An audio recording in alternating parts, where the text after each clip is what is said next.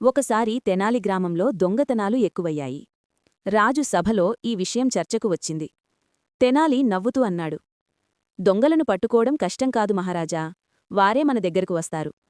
అతను ఊరిలో పెద్ద పాత్రలో బంగారం పెట్టి, ఇది మాయాపాత్ర, నిజాయితీ గలవారు తాకితే ఏమీ కాదు, దొంగలు తాకితే చేతులు నల్లబడతాయి అని ప్రకటించాడు. రాత్రికి పాత్ర ఖాళీ అయింది. ఉదయం సభకు వచ్చిన కొందరి చేతులు నల్లగా ఉన్నాయి.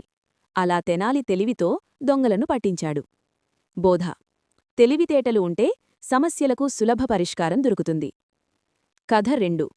తెనాలి రామకృష్ణుడు బిరుదు సంపాదన. కృష్ణదేవరాయలు తెనాలిని పరీక్షించాలనుకున్నాడు. నువ్వు నిజంగా పండితుడివా అని అడిగాడు. తెనాలి ఒక పద్యం చదివాడు. అందులో ప్రశంస కూడా ఉంది, వ్యంగ్యం కూడా ఉంది.